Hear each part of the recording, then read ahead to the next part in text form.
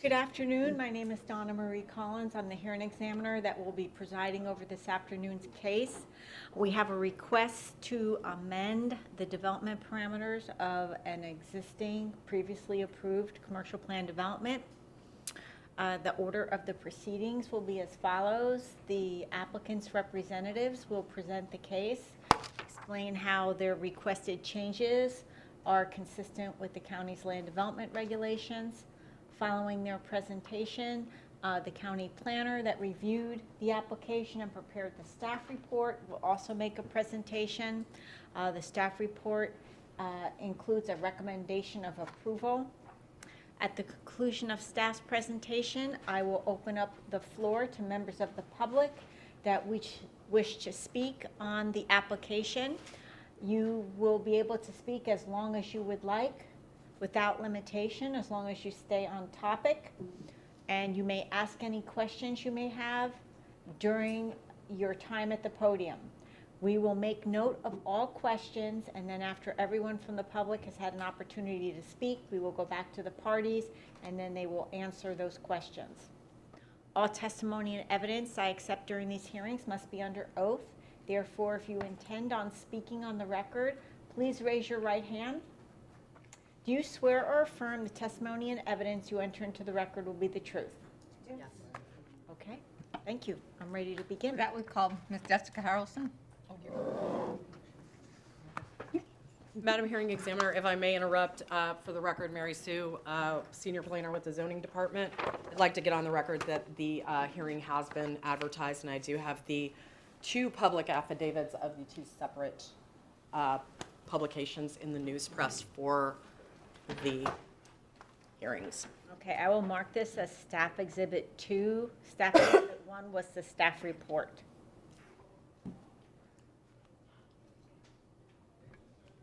Is that not working? I got it. Okay, just give me 1 minute It here. worked 2 seconds ago. Let me drive. Here you go. Maybe not. Can you make it work? I'm gonna try. There we go. Try it. There we go. Try it now, Neil. Okay, enough of that. I'm Neil Montgomery for the record. Thank you.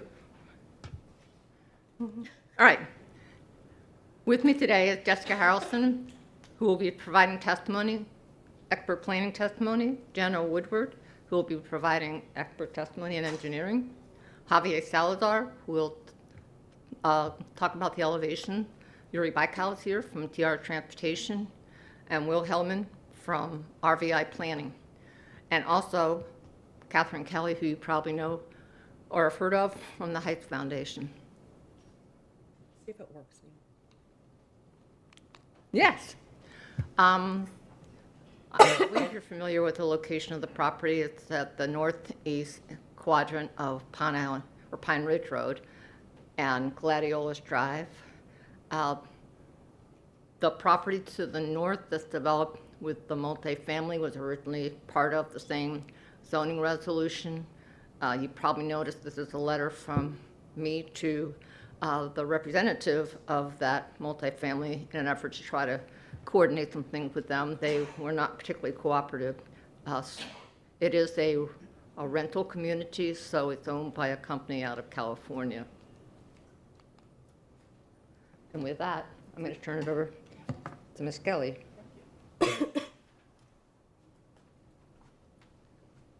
Good afternoon, Madam Hearing Examiner. So Harlem Heights is a low-income pocket neighborhood in South Fort Myers. It's along Gladiolus Drive, where kids grow up in households at a poverty rate that is more than double the rest of Lee County. The Heights Foundation was formed in 2000 to address these severe economic needs. And for 24 years, we have come along underserved families and established a culture of success.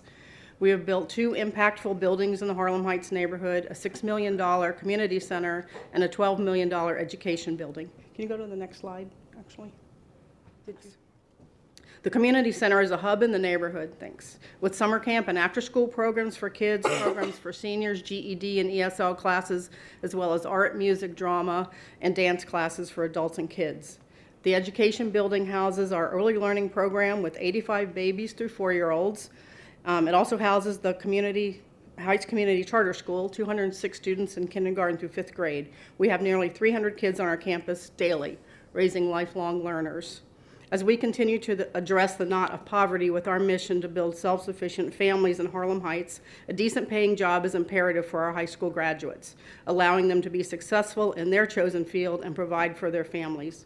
We have persistently focused on education, school success, and high school graduation, knowing that a decent education is the best way to ensure self-sufficiency and to begin loosening that knot of multi-generational poverty. And kids in Heights have grown up, stayed in school, and earned their high school diploma. In 2000, when I started the Heights Foundation, only 20% of the residents of Harlem Heights had graduated from high school. That number is now approaching 90%. Aligned with this, instead of high-debt college degrees, many of the next generation of young adults are choosing tech school certifications, becoming known as the Tool Belt generation. Equipped with this information, we spent over a year researching the workforce needs of our county and Southwest Florida. 2 of 3 jobs, 66%, require credentials beyond high school, yet only 43% of working adults in Lee County and Southwest Florida have a credential beyond high school. The need for training a skilled workforce is imperative. In meeting with local tech school administrators, it was acknowledged the current classroom space is wholly inadequate to supply the needed skilled workforce. Additionally, existing schools and training programs are located considerable distance apart. Many have waiting lists, and private tech schools have very high tuition.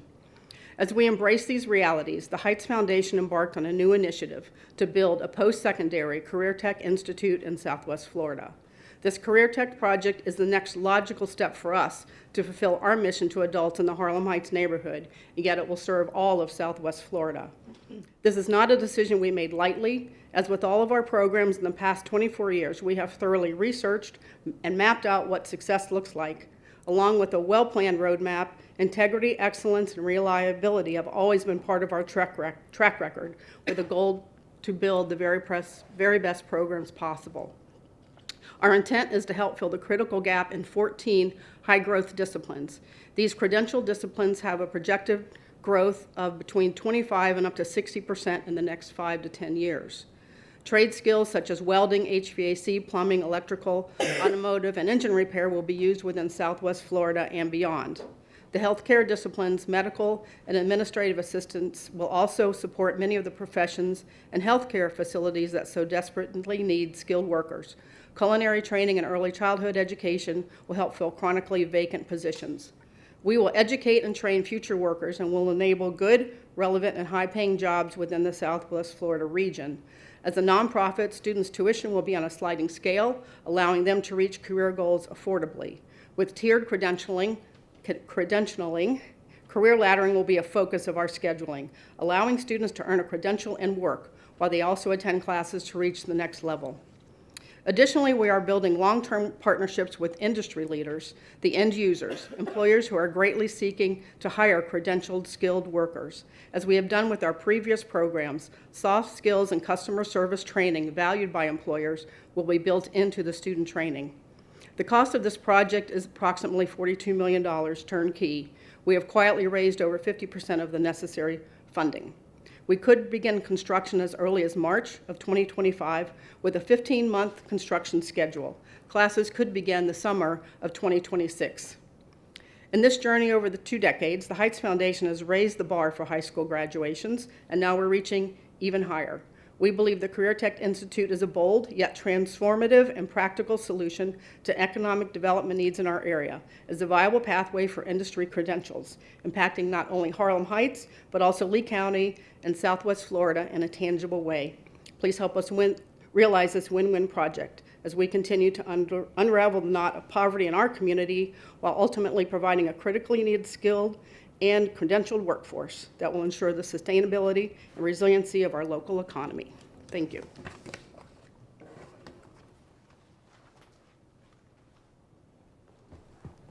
Good afternoon. I am Jessica Harrelson. I am the authorized agent for the Heights Land Company. I am a certified planner, certified through the American Institute of Certified Planners. I have over 20 years experience working in planning zoning industry. My current role is planning manager at Peninsula Engineering, and my resume is on file. This is my first hearing before the Lee County Hearing Examiner, and I request to be accepted as an expert witness. Yes, please proceed. Sure. I have 2 printed copies of the presentation and the master plan, if you would like me to hand those to you. Yes, please.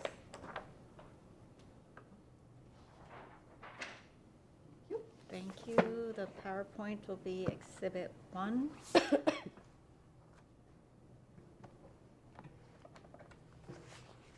And is this an updated master concept plan from what's in the staff report, or is it the same? It's updated from the staff report, but it was included in the 48-hour letter. 48-hour, okay.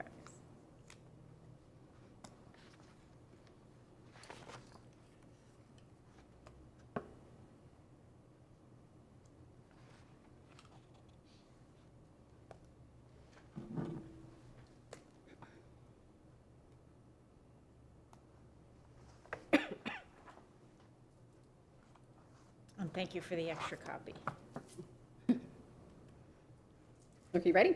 So we are here today requesting to amend the Crosslands commercial PD by increasing the commercial intensity from 23,000 square feet to a maximum of 65,000 square feet, and also requesting to increase the maximum building height from 35 feet to 50 feet. The intent of construction is a vocational school on the subject property. The use is permitted under the current zoning. Current zoning permits all uses of the commercial, community commercial zoning district except convenience stores. The amendment will further eliminate all land uses on the subject property except commercial and non-commercial schools. So the subject property is part of a larger mixed-use plan development. The shaded yellow area is the residential portion of the PD, and the subject property is in the south there, shaded red, and it's, again, zoned commercial and is 4.88 acres in size. The overall PD is about 96 acres. The site is designated within the urban community future land use category.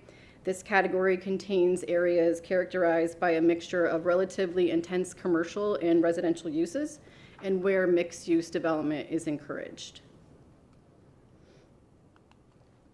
Surrounding land uses include multifamily residential to the north, known as the Lago del Sol Apartments. Again, that's within the same PD. To the west, beyond the Pine Ridge Road right-of-way, is another multifamily development. Those are known as the Channelside Apartments. To the east, and I'm going to try to use my pointer here, adjacent to Gladiolus, we have undeveloped land that's zoned, residential to family conservation, and then we have an existing church just east of that. To the south, beyond Gladiolus Drive, we have general commercial and light industrial, and to the southwest is additional residential Belmar at Beach Walk condominiums. There are existing public services proximate to the site, including fire, EMS, law enforcement, public transit, and healthcare facilities. This is a depiction of the PD master plan. Access to the site is from an existing connection along Gladiolus to Edisto Way. This is a shared access with that residential development to the north. There's an existing access easement for that. And there's a second access planned along Pine Ridge Road here. Having this second access connection will provide adequate traffic flow and will provide sufficient access for public services and emergency services. A new sidewalk is planned along Pine Ridge Road, 6 feet in width, and also along Edisto Way. These sidewalks will connect into the existing sidewalk network along Gladiolus Drive. 15-foot Type B buffers will be provided adjacent to abutting residential, and 15-foot Type D buffers will be provided along the public rights-of-way. The development complies with a minimum 30% open space requirement, and deviations have been requested from certain code requirements regarding landscaping and connection separation, and we have experts here to walk you through those details later on. So for development regulations, again, we're requesting to increase the height from 35 feet to 50 feet. The project complies with the 40% maximum lot coverage, and the development exceeds minimum required setbacks, which are 25 feet from Gladiolus and Pine Ridge, 20 feet from Richwood, and 15 foot from the remaining side yards. And then at this point, I'm going to turn it over to Andrew McCulley from Earth Tech Environmental.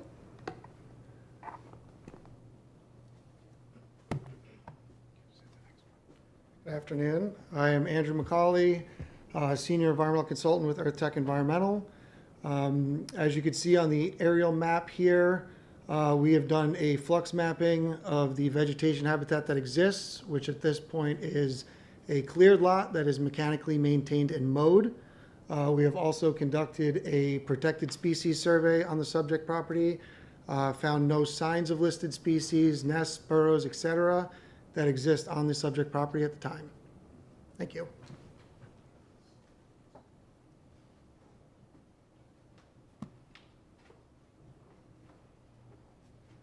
Good afternoon. My name is Will Hellman. I am a professional landscape architect and a senior project manager with RVI Planning and Landscape Architecture in Bonita Springs.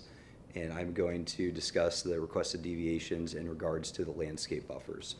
So deviation 14, the code requires for a type C buffer an 8-foot height wall from the proposed finished grade of the site.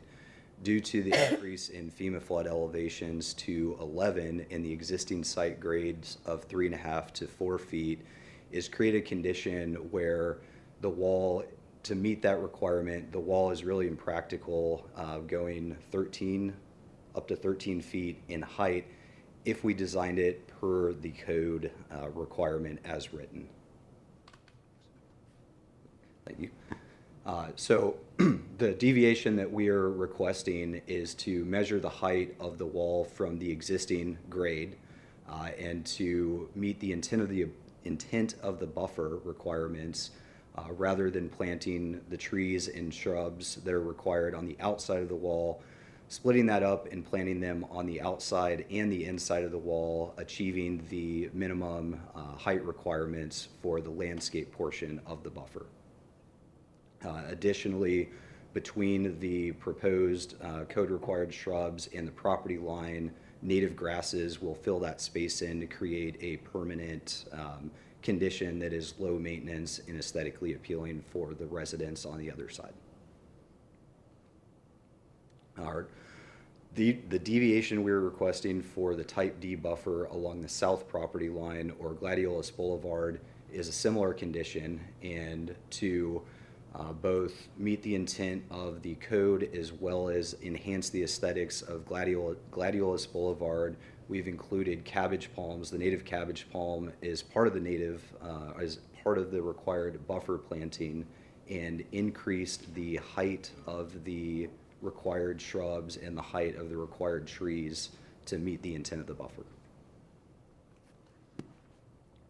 The west property boundary along Pine Ridge Road is similar to the other two conditions, but the height of the wall actually varies along here. So to meet the intent of the buffer, again, we're providing code-required plant material on both sides of the wall, and where we can't meet the tree requirements on the inside of the wall due to site constraints with the wall and the parking lot, we're providing those plantings on the outside of the wall consistent with LDC requirements. And in plan view, this is what the typical planting would look like along the north property boundary adjacent to the multifamily residences. So you can see we have a continuous hedgerow planted at 5-foot height on the existing grade and the finished grade of the wall, and trees 20 feet on center, I believe, on both sides of the wall, which creates an effect that as the trees mature, they maintain consistent buffering at both eye level and higher.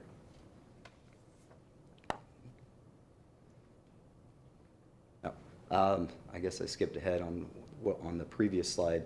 This image shows the condition I explained, where the parking lot's proximity to the retaining wall prevents us from planting trees and palms.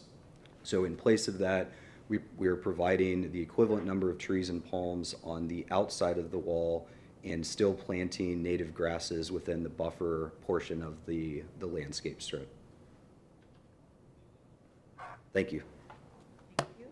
Did you have any questions? No, not yet. taking in all the information. Good afternoon. I'm Jenna Woodward, professional engineer with Peninsula Engineering, and I'm here to talk all things drainage, utilities. I've done some extensive research on this project. As noted previously, it's at that intersection of Gladiolus and Pine Ridge. All of the flows from this particular area all end up in the Iona Canal district, and they head due north up to the Caloosahatchee. So we are within the Caloosahatchee drainage basin. In our particular site, we will be breaking it into two separate basins. One will be the building, and there's a blue line there you can see.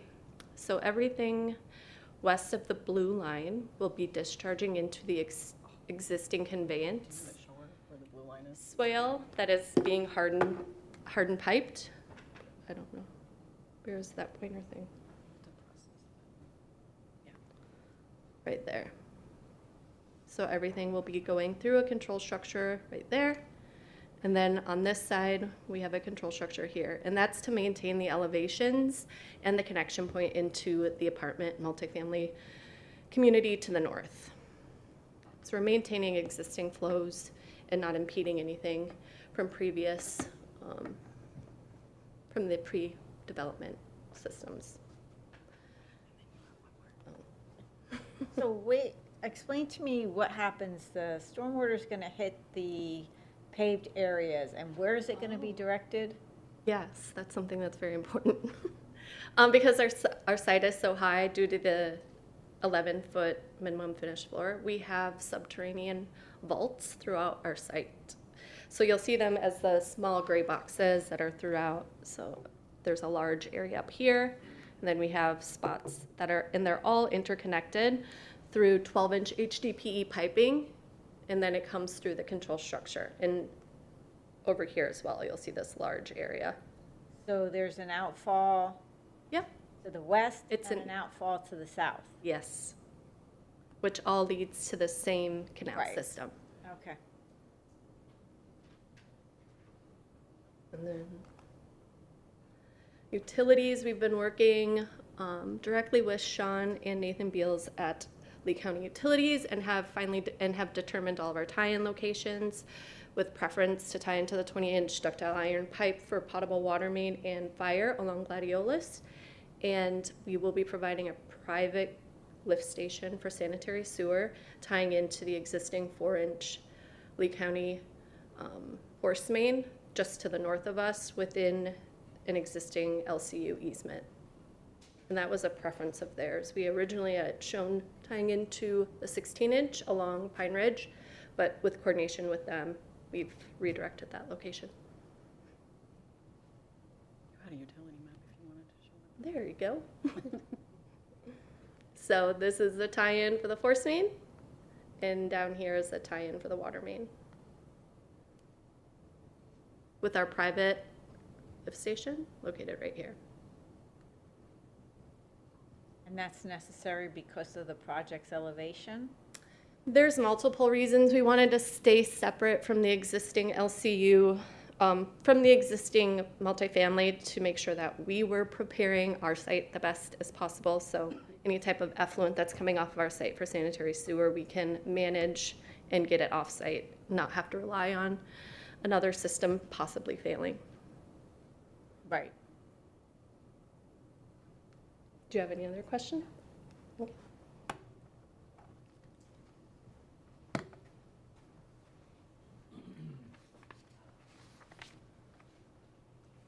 let you steer. You just go forward. Good afternoon. Javier Salazar, principal with RG Architects, a registered architect in the state of Florida. So I'll talk a little bit about the building.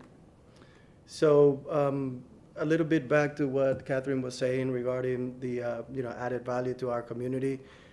That came into how we envision the building. We want to make sure that it not only added value programmatically, but also aesthetic value to this community and a state-of-the-art facility for our future students. The building is, as you can see, a two-story building. We have addressed as much as we can from the corner to create a view that is pleasing and that it adds, as I stated earlier, additional value to the project. We are trying to stay in line with the height requirements, even though we did request a little bit of a deviation on the height. Still a two-story building as compared to some of the other ones that are a bit taller around it. We are in compliance with the requirements for the design elements, or at least, that's what we try to do. This is a zoom-in view of the building to showcase the entrances. The building does have a portion that is a single story, although most of it is a two-story building. We have materials such as concrete painted. We have some metal panels, some that resemble gray metal finishes, other ones that seem more like a wood type of paneling or colors. As far as the line of sights go, we did a study to make sure that we are, number one, covering any mechanical equipment. So we have our mechanical enclosures on the roof.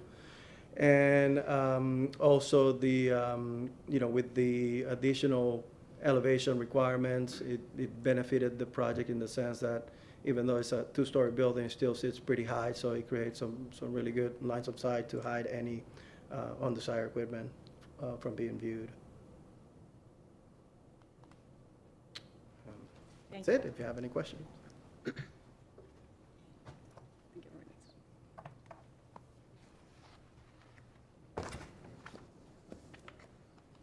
Good afternoon. For the record, Yuri Baika with TR Transportation Consultants. I've been sworn in and previously accepted as an expert in transportation planning and would like to be accepted as one today. Please proceed.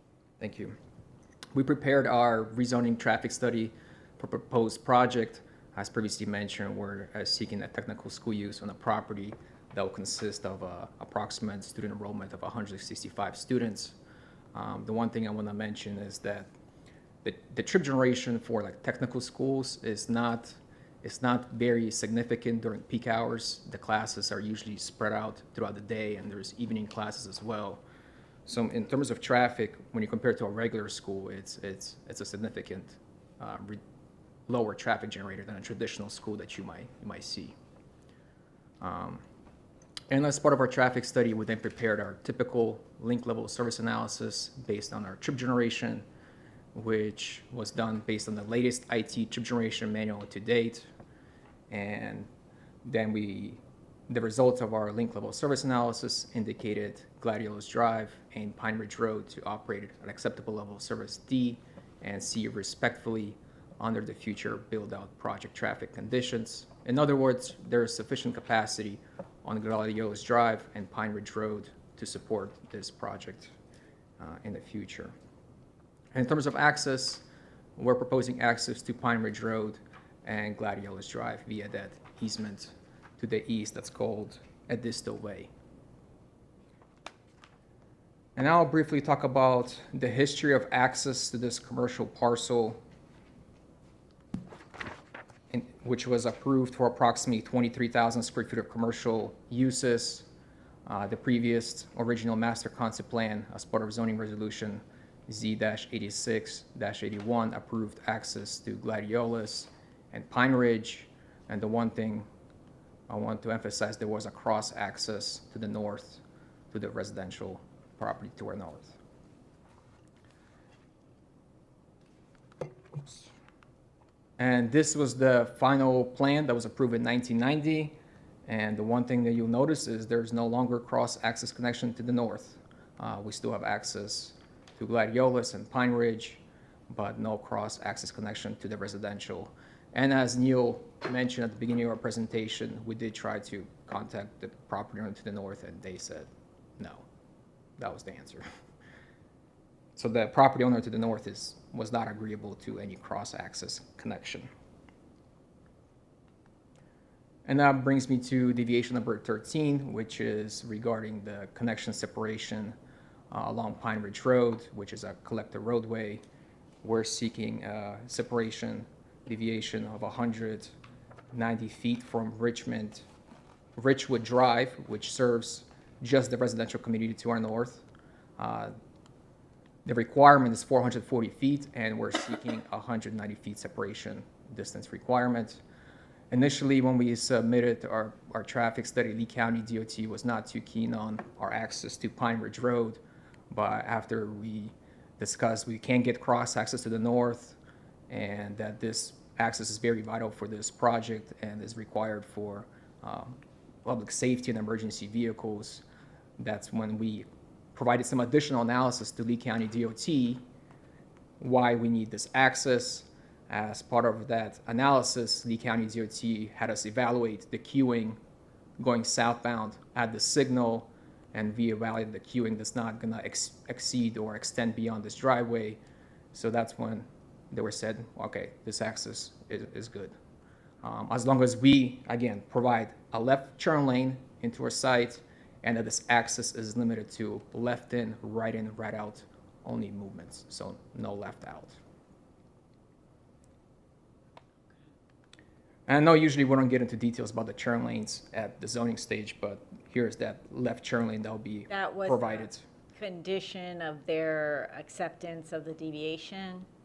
Is that why you got into that level of detail? I'm not sure if it's a condition in our zoning, but yes, I believe Yeah. that's something they require for safety reasons, yes. To recommend approval of the deviation? Right, without, yeah. Because they don't want to see people stopping here and not letting They people want go to south. maintain the flow down Pine Ridge. Correct, yes. Yep. And so that's our turn lane exhibit, and that turn lane is going to be constructed at the maximum length available because obviously we're limited by Richwood Drive to our north, which has That's a restricted access. You can't make a left out. Right, you can't make a left out. All right. And then what's your access on to Gladiolus? And Gladiolus, that's going to be right in, right out, which is existing. Right, because there's a median there. Right, there's a median opening that, well, there's no median opening there. It's just a right in, right out, and we're not able to obtain a median opening. Right, there's like a median though. Right, there's a raised, I believe there's a raised median there, yes. So our main access will be off Pine Ridge Road, and we'll be providing a turn lane there, and Lee County was approved this. And again, we still have to go through a development order process. We do another traffic study at that point. It'll be a little more detailed, and we'll look at the need for turn lanes as well. Obviously, we're going to be providing a turn lane here as the county DOT requested. And the staff has reviewed our traffic study report, and they concluded that this project will not have a detrimental impact onto the surrounding roadway network. And that concludes my part of the presentation. Do you have any questions? No, thanks. Thank you, Mary. Thank you. Again, Jessica Harrelson. So the PD amendment request is consistent with the Lee Plan and the Land Development Code. And I'll run through these as quickly as I can. For consistency with policy 1.1.4 and objective 2.1, the site is designated within the urban community future land use category, which allows for commercial uses. It is the last undeveloped property along this segment of Pine Ridge Road within an urbanized area of Lee County and is infill development. Existing infrastructure is in place to accommodate the proposed project. And moving on. For consistency with policy 2.2.1, access is a direct connection to Gladiolus Drive and Pine Ridge Road.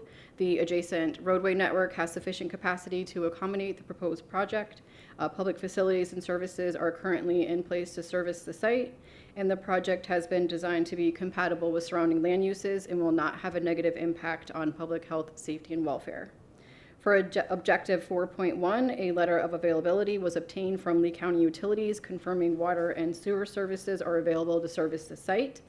And an environmental assessment was conducted and concluded there are no environmentally sensitive lands or listed species on site. For policy 6.1.1, .4, .5, and .6, the request involves a well-planned commercial development at an appropriate location, and again, the proposed use is currently allowed under the current zoning. The site has been designed to provide appropriate landscaping, open space, and buffering, and has been designed to be compatible and complementary to surrounding land uses. Policy 67.3.13, the CPD proposes a smaller geographically diverse neighborhood school campus with a focus on providing needed educational services to the Harlem Heights community. Objective 77.3, the project complies with the LDC for minimum open space, and as Will reviewed earlier, innovative landscaping has been designed to provide visual relief and buffering to adjacent uses. Policy 101.1.1, the development has been designed to meet current FEMA regulations and will comply with all local and state regulations as necessary regarding construction in the coastal high hazard area. And as discussed and reviewed earlier by Andrew McCulley, the site consists of uplands, therefore is consistent with policy 101.3.2. And for consistency with policies 158.3, 0.5, and 0.5.2, the proposed vocational school will provide a variety of higher learning and educational programs within Lee County, which will enhance and increase the productivity of the local workforce. The request complies with the decision-making criteria outlined in the Land Development Code. And then per the staff report, staff is recommending approval with conditions. And the project team did reach out requesting some revisions to those conditions. And from my review of the 48-hour letter prepared by staff, it appears that all of our requested revisions were captured in that. And I'll just walk through some of those now, well, all of those. I have a request for clarification. Sure. There seems to be a discrepancy in the PowerPoint and in the staff report. 66,500 square feet is referenced and 65,000 square feet is referenced, and I would like to drill down on what that is. 66,500, and it is on the MCP that way. Did I Okay. misspeak? I'm sorry. Okay, there's a place in the PowerPoint that said 65. I just wanted to make sure. Nope, it's 66,500. Okay, thank you.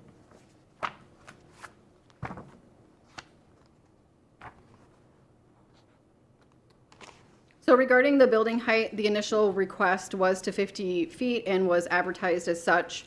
And prior to our first scheduled HEX hearing back in February, the project team decreased that height to 36 feet. At the time, that's what we thought we needed for the proposed development. However, after finalizing the design and based on current FEMA regulations and the county's LDC definition of building height, 50 feet is necessary for the proposed development. The urban community future land use category permits up to 95 feet, so the request is consistent with the Lee plan. The staff report originally referenced a total of 3 deviations. We added a 4th deviation to accommodate the construction of the sidewalk along Pine Ridge Road that Will went over with you earlier. This deviation was reviewed by staff with no objections. And the MCP was updated. It is now 6 pages. It was previously 3 and is now dated June 2024. And again, we updated the height to 50 feet. Let me see here. Conditions A2A and A2B for the schedule of uses. Again, we eliminated all uses on the property except for commercial and non-commercial schools. And again, the building height is referenced in that section of the conditions as well. We requested that the word development order be added to the environmental conditions. And we requested that the transportation condition be eliminated. We feel that it wasn't necessary. The site will comply with the Land Development Code and current zoning. The numbering of the deviations changed. Staff found some previous old deviations, so it kind of just changed the numbering from what we had originally requested. So that needed to be updated. We also updated the language to deviation number 14 just for like clarification. We didn't really change the intent of that deviation request. And then for deviation 15, because we added that deviation for the sidewalk along Pine Ridge Road, we specified the plant material separately between Pine Ridge Road and Gladiolus, so that was the change there. And then again, we added deviation 16 to accommodate the construction of the public sidewalk. And that concludes our presentation, and we are happy to take any questions that you have. Okay, I have a request. I would like you to replace page 8 of your PowerPoint with the correct square footage. Okay, And I'll make sure that that gets fixed to what gets delivered to the board in terms of your, the exhibits for this case. And we'll just not mark that as a new exhibit. I'll have my staff slip that in, okay, thank you. okay? And if you can try to get that to me in a week, by next I'll Friday. get it to you tomorrow. Okay, that's great. All right, I don't have any questions at this time, so I'm going to go to staff presentation.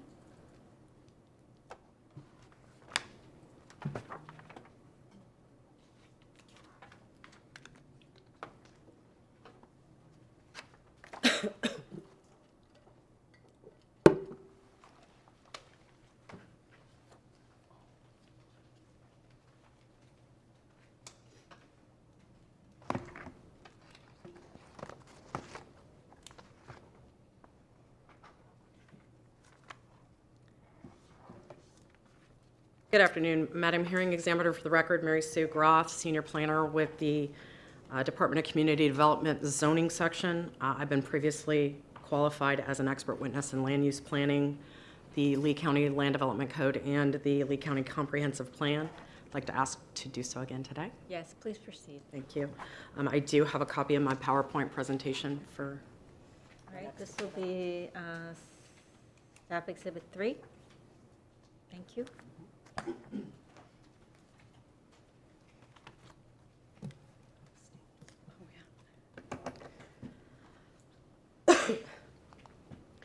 So I'll start with the request and recommendation. The Peninsula Engineering, on behalf of Heights Land Company Incorporated, has filed an application to amend the Crosslands Commercial Plan Development CPD, initially approved by Resolution Z-86-081 and amended by Resolution Z-87-103 to allow an increase in commercial retail intensity from 23,000 square feet to 66,500 square feet, which I also have incorrectly on the slide, so I'll make sure that gets changed as well.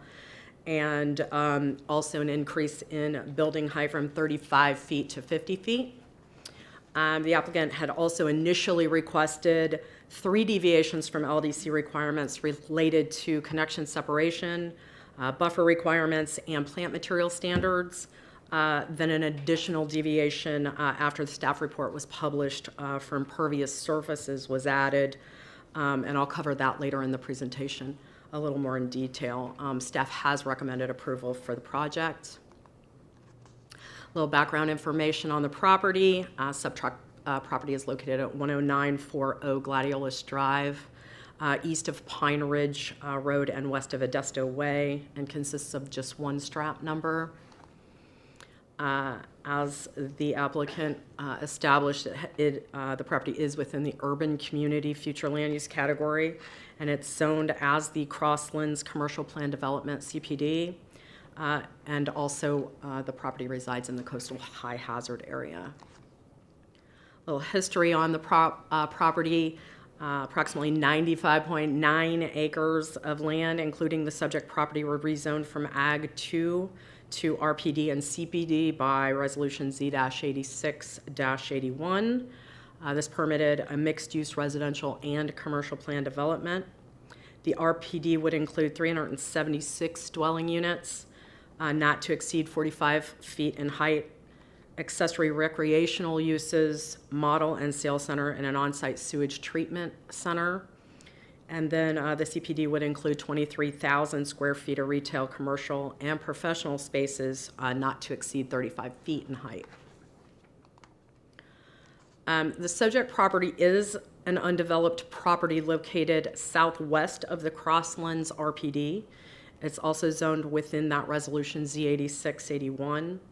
To the west, across Pine Ridge Road, is the Bluestone RPD. And to the east, across Modesto Way, are conventionally zoned residential TFC2 properties. And to the south across Gladiolus, we have general commercial GC or CG and light industrial IL zone districts. Covering the Lee Plan, LDC Section 34-145, the following slides will demonstrate how the applicant has met the listed criteria for amending a plan development.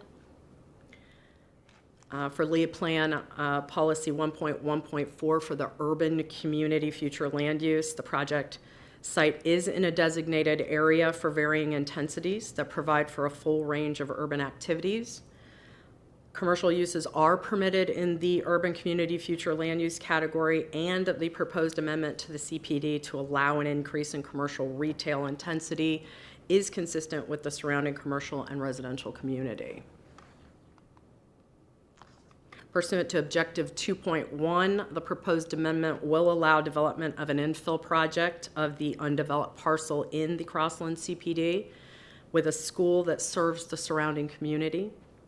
There are adequate facilities within the CPD with existing infrastructure of water, sewer, and utilities available to the site, fulfilling Objective 2.2.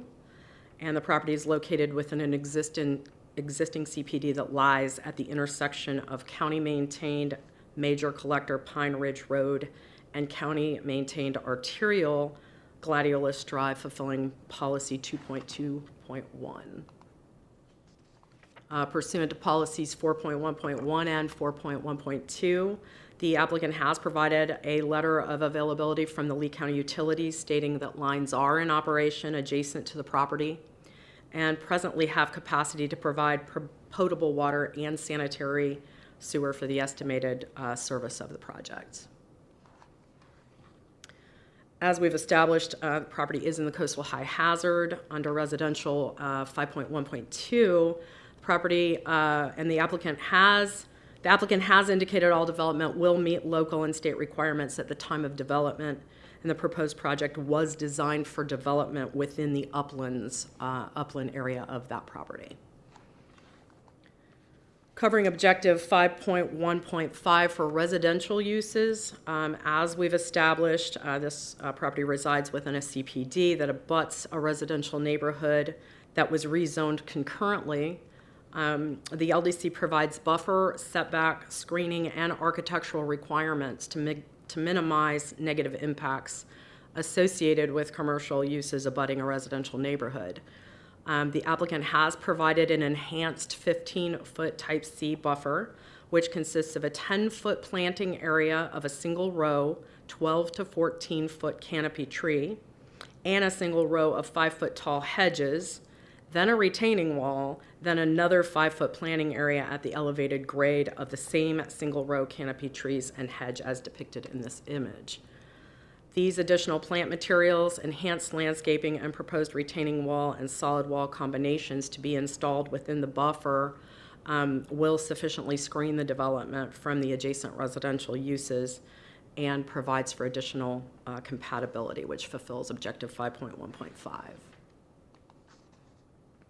Goal 6 for commercial land uses. As stated, again, it's an undeveloped existing commercial plan development, and the proposed amendment will allow the development of this infill.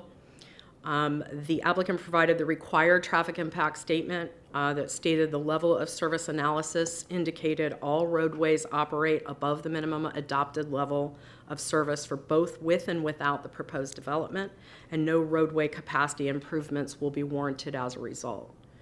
The applicant provided the required environmental assessment and protected species survey indicating no listed species are observed on the property, and the site design depicts open space that exceeds the 30% requirement for a large development. Subject property, again, is zoned for commercial plan development with schools having already been an established use within the PD.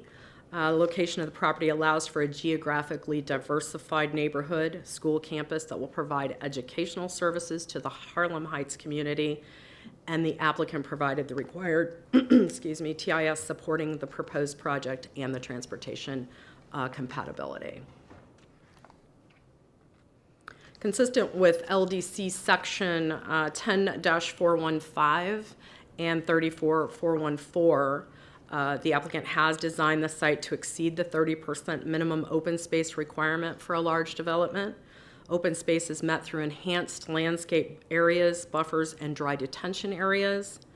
County environmental staff has recommended the condition that prior to the issuance of the first development order, the development order plans must depict 1.51 acres of open space for the commercial tract as depicted on the master concept plan.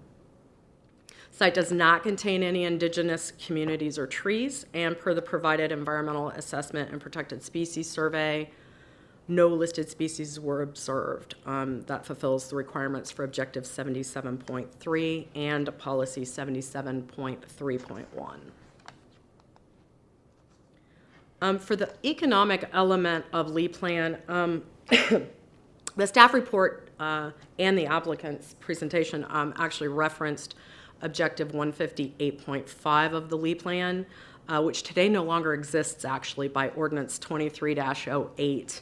However, at the time of the sufficiency, the proposed project did fulfill that objective and today's standard goal 158, which provides for a variety of educational programs to the Harlan Heights neighborhood, promoting community, economic development, and diversification. And also the goal of the vocational school is to provide occupational training and education through higher learning, which does fulfill goal 158. For meeting the code and other applicable county regulations or qualifying for deviations, the applicant has acknowledged that the time of development, land development code, and other applicable county regulations will be required and considered. Applicant's original request had requested and justified 3 new deviations for the PD, in addition to an existing 12 deviations from the previous resolutions. Later, the additional deviation would be added based on the changes since the published staff report, for a total of 4.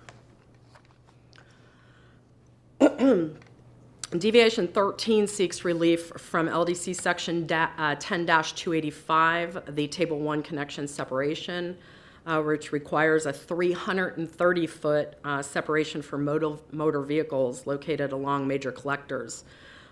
They would like to allow a 195-foot separation for the proposed motor vehicle connection on Pine Ridge from Richwood Drive. As the transportation expert testified, initially LCDOT did not endorse the proposed access from Pine Ridge Road due to the presence of an existing stub out from Richwood Drive to the north.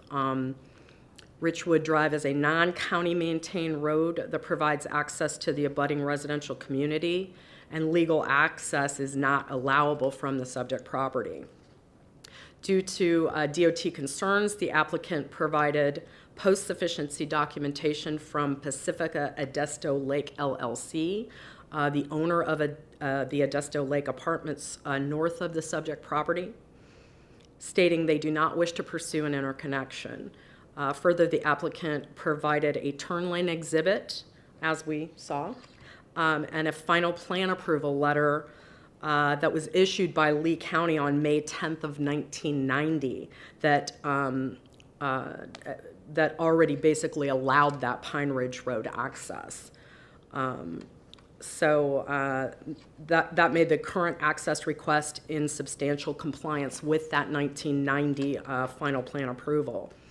The access is proposed via right-in, right-out only access along Pine Ridge Road and via right-in, right-out only access along Gladiolus Drive. Further, the applicant provided an additional traffic study which concluded that no operational or safety issues along this segment of Pine Ridge Road would be created from the access. Lee County DOT provided a traffic-related analysis then in support of Deviation 13, allowing the 195-foot separation with the condition. They did provide, which Jessica also talked about, they did provide that they did want that condition, that development intensity be limited to new trips generated by 165 student junior community college use based upon the Institute of Transportation Engineers trip generation manual that would be in effect at the time of development order. Staff did remove that condition after the published staff report based on development parameters for the site already being established based on the worst case scenario in that traffic impact statement. For deviation 14, it seeks relief from LDC section 10-416D4 for buffer types, which requires type C buffers provide a solid wall berm or wall and berm combo not less than 8 feet in height as measured from the finished grade of the project site, to allow a solid wall retaining wall combination not less than 8 feet in height measured from the existing grade of the project. Figure 1 here, code required scenario along multifamily residential. That provides a cross-finished elevation of the project site in compliance with the LDC. The required code minimum type C buffer planning is shown on the exterior side of the wall facing the adjacent residential development. In compliance with the LDC requirement, the wall would be approximately 13 feet high. As measured from the abutting property and would not enhance the visuals of the site to the adjacent property. So this is what the code requires scenario looks like. And then this is what it would look like with the deviation being approved. The approval will allow a retaining wall, solid wall combo, not less than 8 feet in height measured from the existing grade. And additional plant materials and enhanced landscaping as outlined in deviation 15 will be installed within the buffer to sufficiently screen the development from adjacent residential uses. The enhanced landscape buffers along with the proposed retaining wall combo measured from existing grade create a more visually appealing development as shown here in figure 2.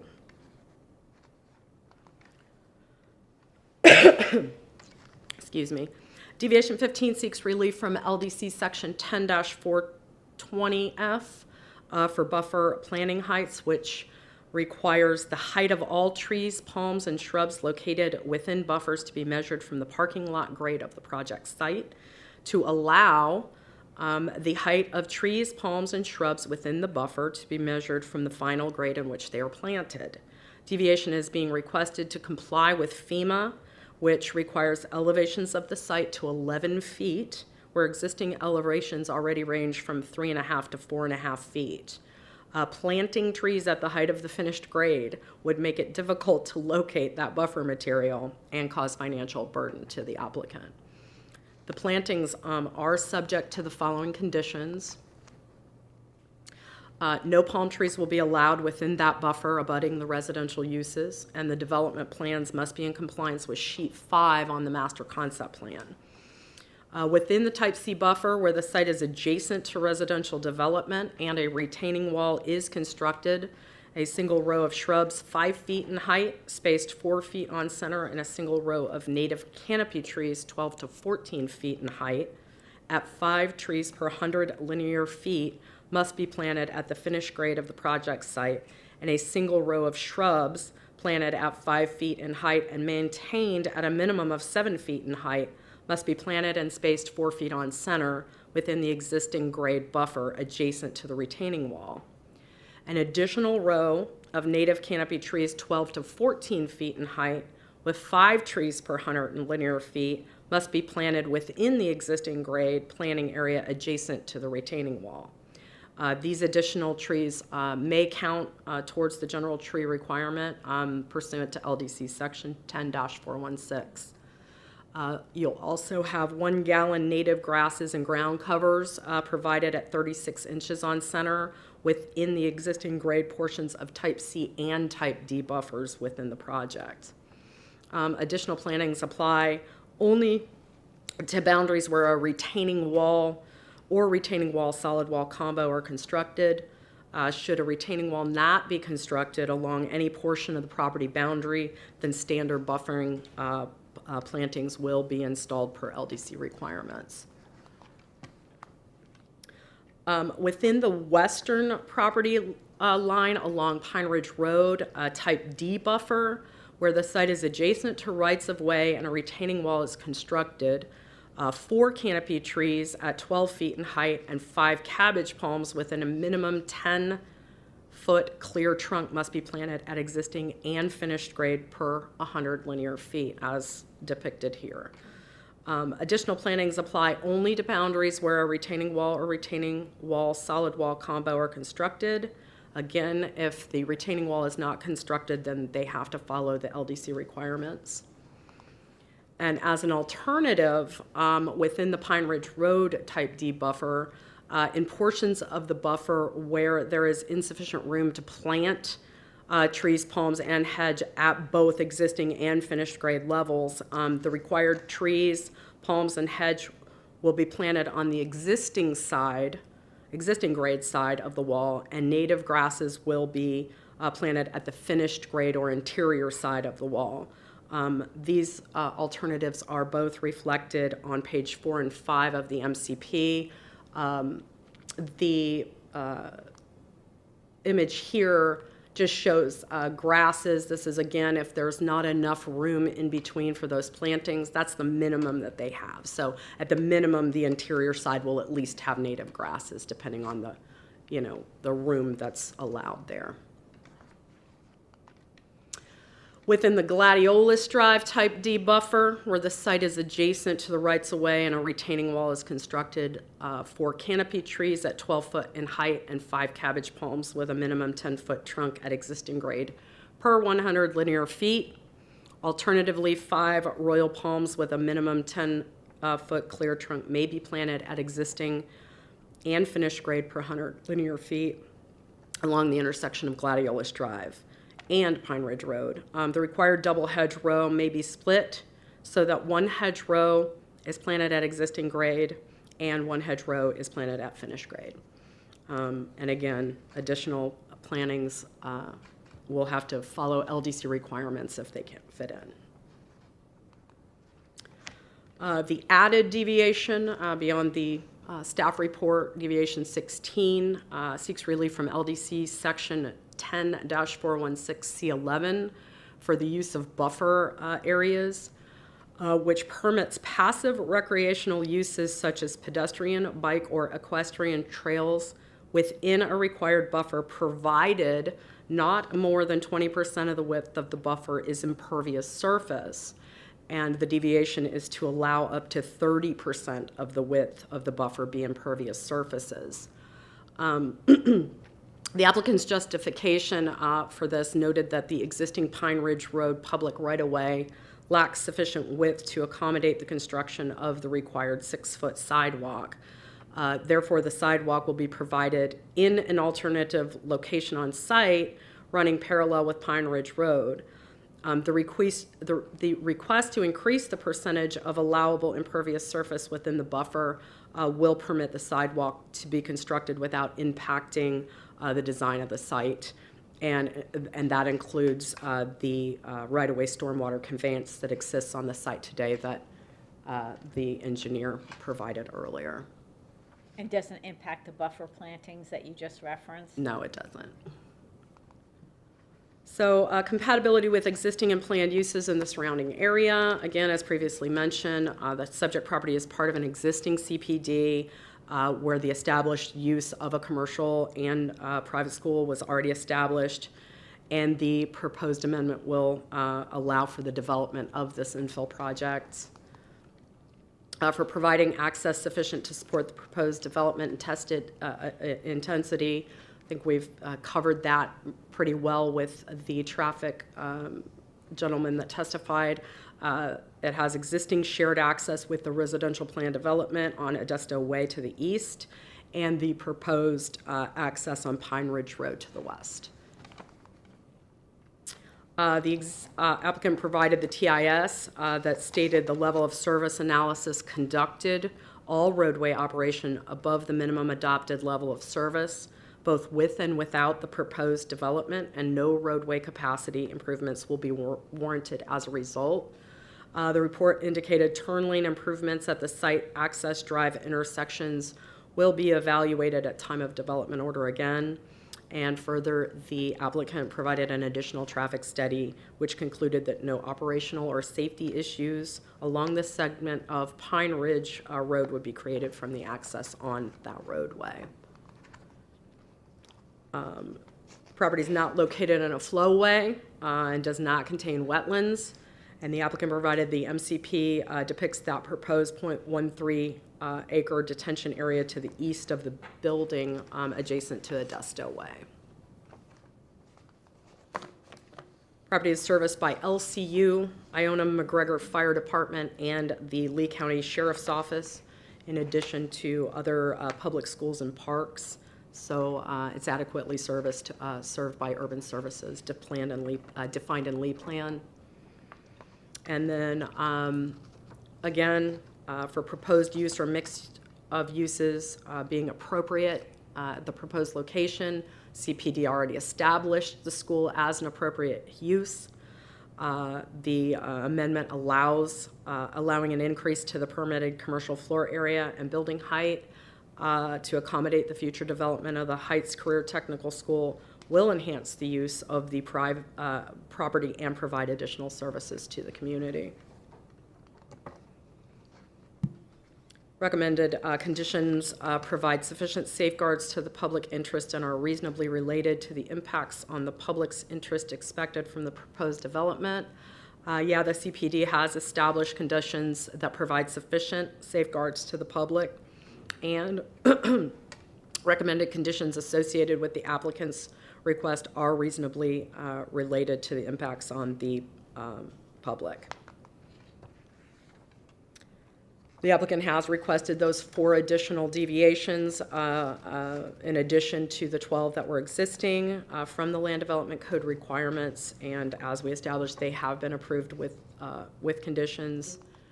And in conclusion, the requested amendment does meet the review criteria established in LDC section 34-145, and therefore staff does recommend approval of the applicant's request. Thank you. Any further questions? Thank you. I'm ready to open up the floor to members of the public. Put the site plan up. If you have not had an opportunity to fill out one of these public participation forms, please grab one when you get a chance. The first name is Charlotte Wheatcraft. Do you wish to put comments on the record? Or are you here just to... Do you wish to put comments on the record, or are you just here to observe? I'll put some comments on the record. Okay, please come to the podium.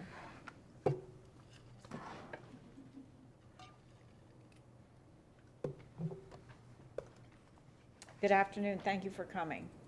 Good afternoon. Thank you. It's my pleasure.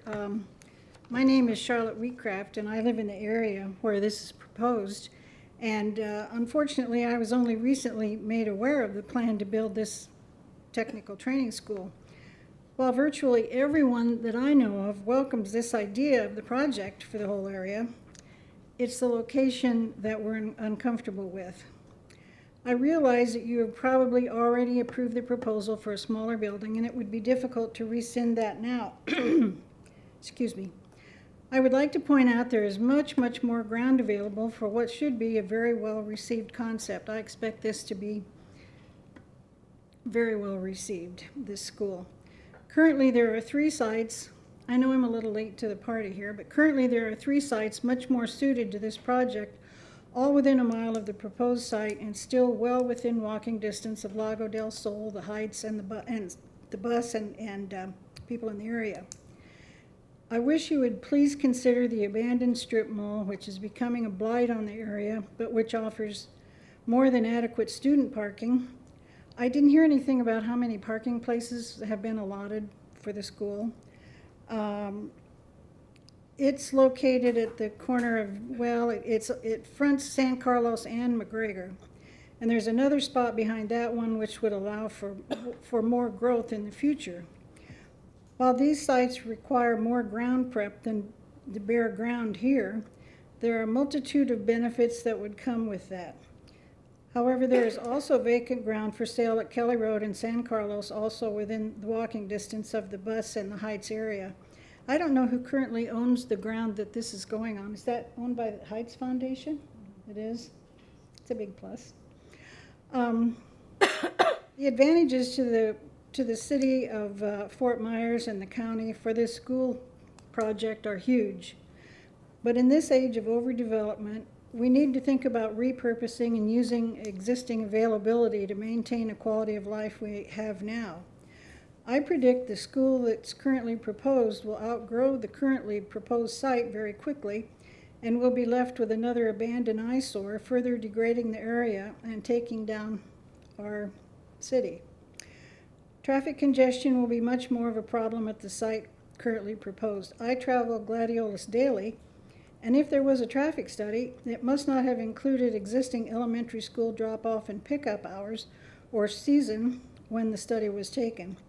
Traffic would not be a problem at all on these other sites that I have brought forward. I think you're kind of more or less landlocked in this location. Would there be more work to establish a school on another site? Yes, absolutely. Would it be worth it in the end? I think so. I think this is an important growth step and amenity for Fort Myers. I just hope we make it a good one. That's all. Thank you. Can I answer your question, Charlotte? Where exactly do you live relative to the site? I'm down Iona off, do you know where Iona intersects with About how McGregor? far?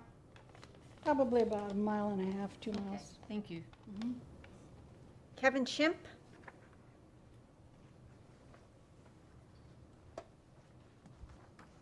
Good afternoon, thank you for coming. Good afternoon, how are you? I'm Kevin Chimp. I'm a 42-year resident of Lee County, and I'm a civil engineer, among a bunch of other things. And as a 42-year resident who grew up fairly close to this community, about 7 miles away, I'm real familiar with the history of the Harlem Heights neighborhood, and in the 80s, its condition, and it was quite a blighted, very, very dangerous area. Thanks in large part to the Heights Foundation, Catherine Kelly, and some others, that neighborhood has come a really long way, but it is still well below the poverty line, as we've already discussed. Through the Heights Foundation, we have seen large gains in the potential future of our kids in that neighborhood, and all of that has been through activity and education. I'm also a past board member of the Heights Foundation, a board that I actually lobbied to get onto. Most boards that I've been on in my professional life, they come to me and lobby me to get on, but I really saw the benefit there in the neighborhood. It's outstanding what we're doing.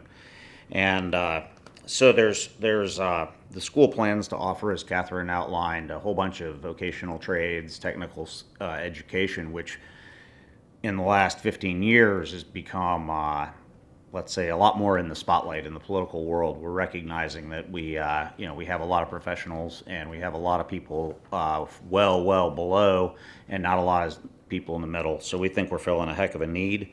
As a president of a heavy construction company, and I'm married to a healthcare professional, I'm keenly aware the need is enormous. The opportunity through our planned school will be exceptional for Heights residents, many without other well-paying opportunities. Please help support our future students and the economy of our community by supporting this zoning change request so that our plan can become a reality. Thank you. Thank you.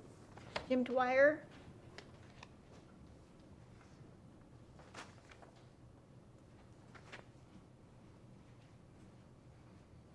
Good afternoon.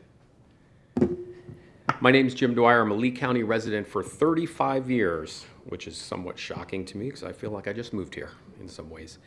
I came today to speak in favor of the Heights Career Tech School.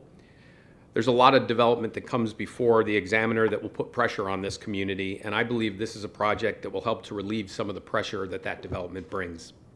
Our community, like many others, are struggling to keep up, meeting the needs of our businesses that serve the community.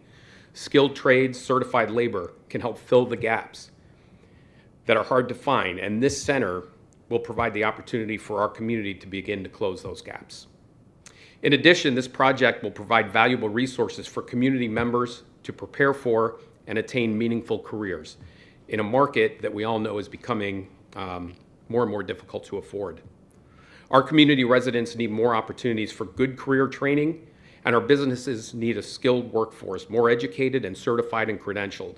Our growth here in Lee County demand both needs are met, and I strongly support this project. Thank you very much. Thank you. John DeMaster? I'm sorry if I butchered your name.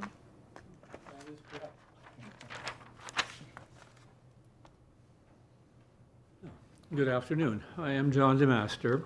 I'm a retired educator, and I spent my first half of 40 years in the classroom teaching middle school kids, and the second half as a school administrator. And I retired in 2015 and started volunteering at the Heights in 2016, where my first experience was teaching a computer class to some of the kids in that summer school. Since then, I've tutored students, I've put together school furniture, I did a lot with the hurricane relief in the Harlem Heights area the last year and a half, and I also serve as the chairman of the Harlem Heights Charter School Board. So I'm very familiar with the Heights and all that goes on there. It's an amazing work that the Heights Foundation does. I think that I don't need to speak to the need for career tech because that's a pretty obvious thing, especially since Ian. However, I do want to speak to the track record of Harlem Heights Foundation. I got involved just at the beginning of the charter school.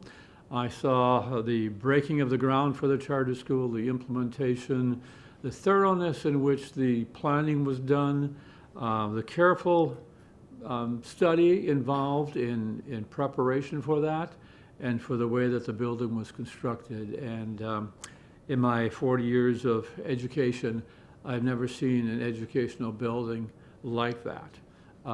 Just really designed well and put together well. The other thing that I really would like to speak to is the fact of the way in which the Heights Foundation has worked to develop programs for the needs of the community. They started with an after-school care and summer program to get the kids off the streets where they would be supervised. Began to change that program into more of a tutoring program and then a music instrumental instruction program, and saw such a success that that's why they started the charter school, because they saw that students in that community, poverty, minorities, can succeed. And they have brought that view of this charter school into an amazing school where students are expected to achieve, they're encouraged, it's a great environment, and it's successful in all that they do there. And I guess I would recommend that the Heights Foundation has a 24-year track record of implementing good programs. And they do the work in the study, they do the work in preparation, and before they would even bring something like this, they have a vision for what could be done. And I think that this is a project that you can certainly trust to the foundation and the leadership there that would bring it to a very successful opportunity for the people in the community, but then all of the community. It's not just meant for the Harlem Heights families, it's meant for Southwest Florida. So thank you. Thank you, sir. Chuck Ketterman?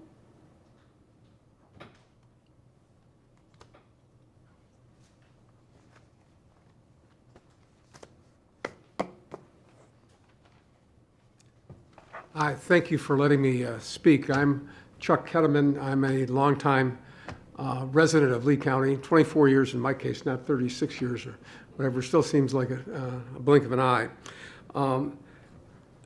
And I'm here to support the proposal before you.